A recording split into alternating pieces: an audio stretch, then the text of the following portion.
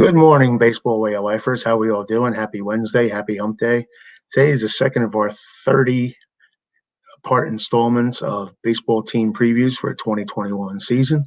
And today we're going to touch base on the Texas Rangers. Yesterday we highlighted the Pittsburgh Pirates, and unfortunately Texas almost falls into the same boat as the Pirates, where they're probably going to be the worst team in the American League, just as the Pirates are going to be the worst team in the National League. Like the Pirates, the Rangers have the benefit of playing in a somewhat weaker division out in the West with Houston, Oakland, the Angels, and the Mariners.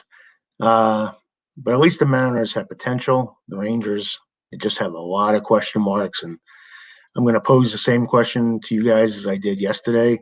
Can you name 5 Texas Rangers on the team right now? Yes, it is basically a team of nondescript players.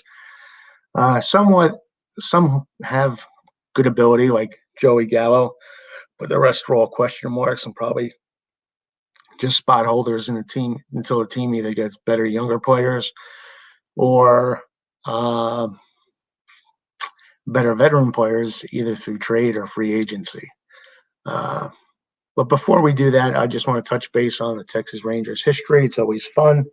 And as we do in the group all the time, we always have a Mount Rushmore of players from a different team. I pose the question, name the 4 players that you would pick to be on so-and-so's Mount Rushmore. And when I pose that question about the Texas Rangers, I'll give you the responses you guys came up with. And let me just find it here for a second. Bear with me. The last time we did this, we had dead heat for first place in the voting with Ivan Rodriguez and Nolan Ryan.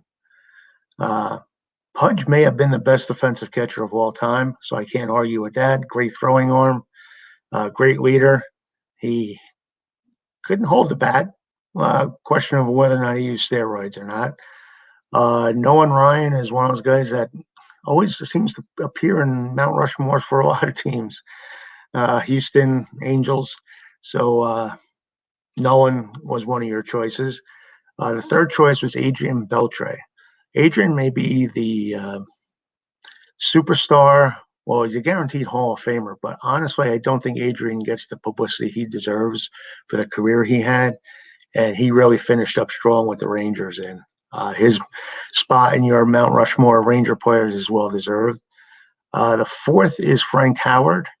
Now, don't forget that the Rangers were also the Senators, so they moved to Arlington in the early 70s. So Frank was basically the face of that franchise while it was floundering in the American League back in the 60s. And your runner-up choice, honorable mention, was Juan Gonzalez. Now, Juan had a couple fantastic seasons. He was not the most likable person in the world, but he put up some huge numbers for a few seasons, and numbers we haven't seen since. So Juan Gon is your honorable mention for the Mount Rushmore. Now, just touching base on the Rangers and their Rangers by numbers, they've never won a World Series. Went to the dance, but never brought home the bacon. When they did win 2 pennants, they came up short. Their World Series with the Cardinals was one of the most exciting ever. And it kind of went downhill after that. But Texas has the ability to put a good product out there, so it may not be long until they do so again. They've won 8 division titles. They're not a bad ball club when you look back. Sort of like one of these teams that was always in the running but never brought home the money. 1 wild card berth. Their franchise record is below 500, 4,522 wins, 4,950 losses, which really isn't that good because usually you're around 500, pretty close to 500 when you play that many games. But they had some lean years, both as the Rangers and as the Washington Senators. They've never had a 100-win season, which is hard to believe after all these years, but they did have 6 100-loss seasons. Their franchise leader in home runs is Juan Gonzalez with 372. Run leader is Michael Young 1,085. He's a fan favorite amongst all the Ranger fans. And Michael Young also has 2,230 hits, which is the all-time Ranger leader in that category. So Michael Young was a well-established player with Rangers for many a year. And the all-time leader in RBIs is Juan Gonzalez, 1,180. Can you guess who the all-time leader in Ranger wins is? Okay, that was a good guess by one of you out there. I heard one of you say Charlie Howe, and he has 139. And Charlie Howe is also the all-time leader among Texas Rangers pitchers and strikeouts with 1,452. And the all-time leader in saves is John Wetland. Well, that's the good stuff about the Rangers. Now, unfortunately, we have to talk about the 2021 Rangers. And not much to talk about. I guess their marquee player is Joey Gallo. Joey Gallo is always good for a potential 40 home run season. What you see is what you get with Joey. You're going to get a lot of strikeouts. But he's really the only player as a name player that most fans will get. I mean, everyone else, they're good players, and I'll run down a few of them. The other slugger in the lineup was Willie Calhoun. He's a pretty good player. I think he could hit for a higher average, and that's going to hurt him a little bit.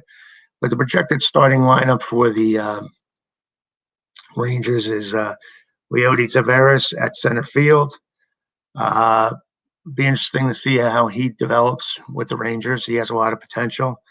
Isaiah Kiner Falefa is the shortstop. He'll probably be batting in the second. Again, potential is the word for him. Is he ever going to develop? We'll find out this year. And the heart of the order is Willie Calhoun and Joey Gallo. Nick Solak is the man they're looking for in the 5-hole. He has some pop in his bat. And Nick is 26, and it's make or break, I think, for Nick. So he'll be given his chance this year. Nate Lowe at first base. Nate, remember him from the Tampa Bay Rays. He has some pop in his bat, too. Supply a little power. So there's potential for some long ball on this Ranger team. David Dahl is the left fielder. He was a pretty good pickup. They got him relatively cheap from the Colorado Rockies, so he'll fill the need they need out in left field, I guess. And Jose Trevino is the catcher. And Rougned Odor at third base is projected to bat ninth. And I don't know. Rougned is a question mark. A lot of people had high expectations for him. He's a little bit of a head case. I guess we'll see what happens going forward. With him, I think he's on one of his last chances in the majors as far as being a regular player. So he has that good opportunity with the Rangers. On the bench, it looks like Jonah Helm, Charlie Culberson, Chris Davis. Remember Chris Davis?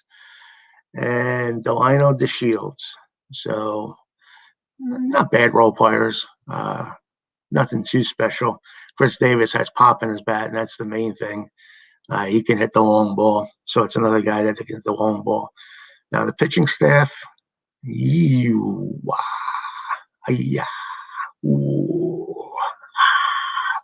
not too good. I'll give you what they expect to be the 1 to 5 starting rotation. It'll be Kyle Gibson, Jordan Lyles, Kohei Ariara, the big signing from Japan. So we'll see how he makes out. He may actually end up being the best pitcher on the staff as long as he can adapt to major league hitters. Dave Dunning, they have high hopes as a youngster. We'll see where he goes. He's actually the 6th highest ranked player in the organization. So they're going to give him a twirl on the mound. And Mike Foltynewicz, hopefully he can rebound from his injuries. I did like him when he was the Braves. He was a pretty good pitcher, and I think there's still potential there. If he can get back to his old form, he could help. So there is some potential on that team, but a lot of ifs and buts. So hopefully if the pitching holds up, this team has a shot at maybe reaching 500. If the pitching is bad, I don't see any hope at all for this team. Their bullpen, their main man out of the pen is Jose Leclerc. He's not bad. He can bring some smoke. He brings some smoke, but he has a little bit of a control problem. But it looks like he's going to be their main man. The other guys are Jonathan Hernandez. He'll probably be the number 2 man. Joey Rodriguez is another one considered for like the 7th or 8th inning, I would say. Then Taylor Hearn, Josh Shores, Brett Martin, Brett Lagaus, and Wes Benjamin round out the rotation as of now. So it's going to be an interesting year for the Rangers. Like I said, they have the new ballpark to distract the fans and keep them occupied. It's not much on the ice outside, but I hear it's a very beautiful ballpark inside. So that always helps with attendance and revenue stream for a year or two. And if they could build that up with the revenue from the ballpark and use it towards either acquiring players through trade or free agency, that would help their cause. I wouldn't expect much from the Rangers. Like I said, you go up and down 1 through 9 in the lineup and the pitching staff, both starters and relievers, then you have a lot of question marks. And usually when there's a lot of question marks, things usually don't pan out. You may be pleasantly surprised with a few of them, but you can't put all your eggs in one basket. So hopefully there's a few gems that come out of this season for the Rangers. And the good thing is they have Chris Young, who supposedly is a brilliant baseball mind. He worked in the commissioner's office. And actually the Mets were pursuing him as a potential GM candidate, and he turned them down and ended up with the Rangers. So maybe he's a type that likes to build from the bottom on up. And that could be just the thing the Rangers are looking for. My prediction for the Rangers is don't expect them to be playing postseason baseball. Like any team, I always find silver linings, and Joey Gallo is always a player to watch. And there's a few young prospects on that team and a few question marks that might be entertaining to follow as the season progresses. So that's it for my Rangers preview. Again, my team previews are exclusive content only here on the YouTube channel. So please subscribe and you'll get the next one. I haven't determined who tomorrow's is going to be, so tune in. And if you like the video, please hit like. If you don't, please say you don't. And always feel free to leave comments. Thanks again. Have a great day, and we'll talk soon.